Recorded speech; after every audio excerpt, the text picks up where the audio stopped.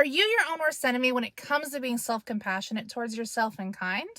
I think we've all been there, especially as a nurse. Welcome to another episode of Ask Nurse Cheung, where I take your questions and I answer them here on my channel. Today the question is, I'm about a little less than a month into my orientation and I'm taking a 2 to 3 patient assignment. My next shift, I'll have a total of 3 patients. My preceptor tells me that I'm progressing too slowly and I only have 2 weeks to get better. And so I'm stressed to the point that I want to cry. They tell me that my problem is that I lack confidence and I'm anxious at work, but sometimes I can't help it.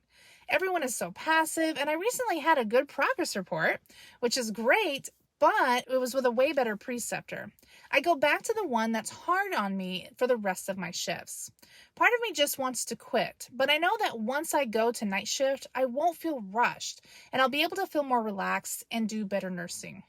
Please help, Nurse Cheung. I'm so stressed out. Well, first of all, before I even begin to answer this question, who else has been there?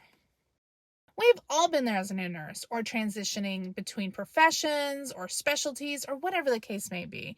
So I appreciate that you've had the confidence to come forward with your concerns. So congratulations, you are not alone. It's completely understandable that you're feeling stressed and overwhelmed in your current situation. This is common in the beginning stages of clinical orientation. Working as a new nurse, it's going to be difficult, especially as you transition into independent practice, because you're going to be managing multiple patients and trying to progress quickly with a preceptor who is going to be demanding on you, to say the least. When you are oriented to the unit, you are ultimately the driver of your education. I cannot stress this enough. You dictate what you want to learn and how you want to learn it best. Your preceptor is going to provide you guidance along the way to help make you successful, but you should never feel stressed to the point where you feel like you want to cry. Talk to your nursing educator and manager regarding your concerns about the pressure that you feel your preceptor is putting on you. They may be able to better match you with somebody else, another preceptor, to provide you some resources to help you feel more confident and prepared. Or you might want to consider if this is the best unit for you to start your independent practice on. It could be a cultural issue on your unit, so that's something that you're going to have to do a checklist on to see if this is really what's best for you. It's also important to know that many preceptors, when you transition from nursing school, were voluntold, meaning that they didn't volunteer to be a preceptor, but they were told they were going to be. They were voluntold to precept. This means that they might not have the best attitude or outlook on orienting new graduate nurses. But it does not mean that you're incapable of learning, right? That's the reason you're there, is you want to learn. Nursing is experiencing a shortage and willing to work bedside nurses. That's just something, it's the reality of the situation. And most facilities struggle to have even enough staff to cover shifts besides having enough preceptors, right? So I would definitely recommend having some patience with your preceptor, but not if it's ultimately leading to concerns with your mental health. I would also recommend taking some time for self-reflection, kind of take a step back and evaluate, what are you struggling with? Is the load of the patients too much? Are you feeling overwhelmed because of the communication with your preceptor? Is it a real true gap in knowledge with certain disease processes or nursing processes?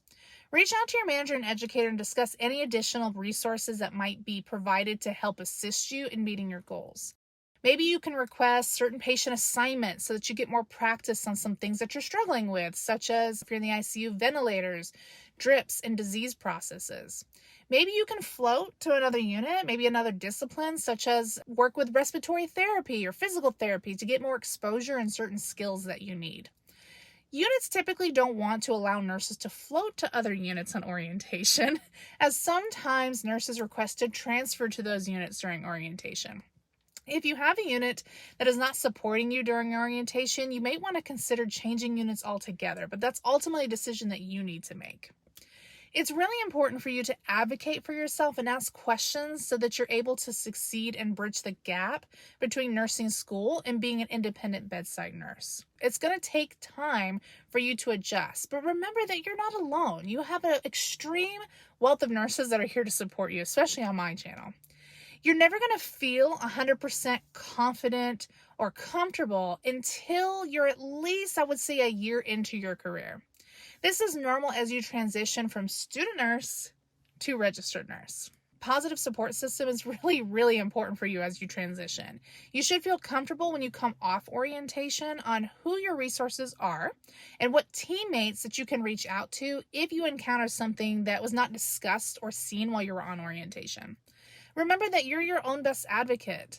Reach out to others who might be able to help you, and never forget that nursing is a team sport, right? We're all in it together.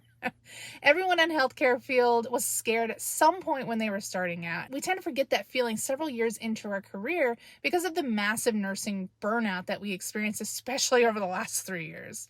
So what I will say is that you got this. Don't give up. Don't quit. I promise eventually it does get easier. And I want to wish you all the best of luck on your nursing journey. If you have any questions for me that you would like me to answer on my channel, feel free to comment down below, or of course reach out to me in my social media. I'm on Facebook and Instagram. Until next time, I hope you're having a wonderful day, and I will see you all in the next video.